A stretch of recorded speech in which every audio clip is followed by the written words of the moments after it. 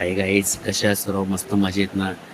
तर मी आज तुम्हाला यूट्यूबमध्ये काय फायदे आहेत, काय तोटे आहेत ते तुम्हाला सांगणार आहे. तर त्यासाठी तुम्ही आधी माझ्या चॅनलला सबस्क्राईब करा, लाईक करा आणि शेअर करा आणि काय असेल तर कमेंट करा.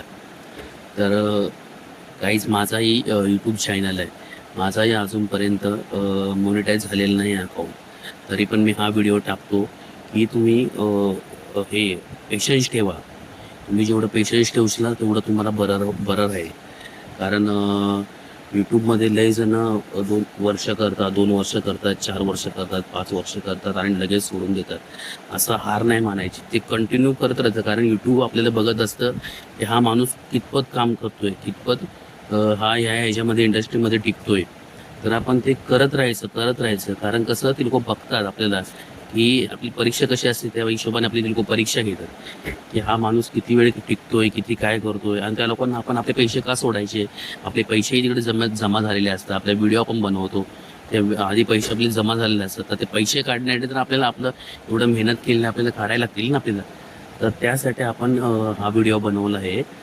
तर तुम्ही नीट ऐका, नीट समजून घ्या आणि त्या हिशोबाने तुम्ही व्हिडिओ बनवा. कारण माझंही मॉनिटाईज झालं नाही तरी मी हा व्हिडिओ बनवतो. कारण मी हार नाही मानत, मी बिंदास करतो. माझ्याकडनं फक्त एकच चुकी झाली, तुम्हाला सांगतो मी थोड्या वेळाने. आधी तुम्हाला मी एक्सप्लेन करतो.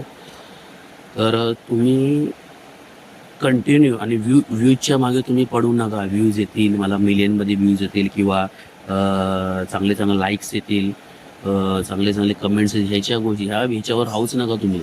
तुम्ही जास्त करून लाईव्ह राहा. लाईव्ह जेवढं तुम्ही लाईव्ह येशील तेवढं तुमचं वॉच टाईम वाढेल. माझी हीच गलती झाली. आता तुम्हाला मी सांगतो, माझी हीच गलती झाली की मी 1-2 वर्ष माझ्या अशा ह्याच्यात गेले. मी वॉच टाईम नाही माझ्या वॉच टाईमसाठी मी लाईव्ह नाही कधी येतच नव्हतो.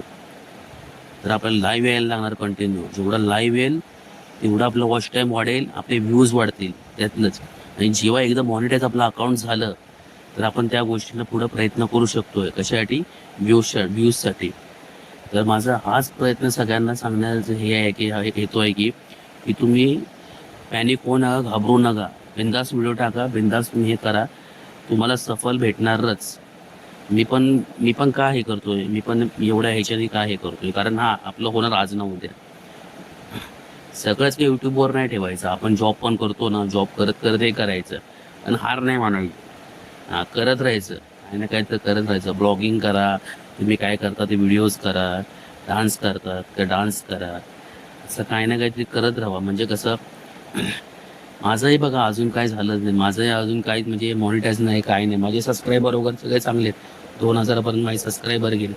तरी पण मी आहे का, मी तरी पण हे नाही करत आहे.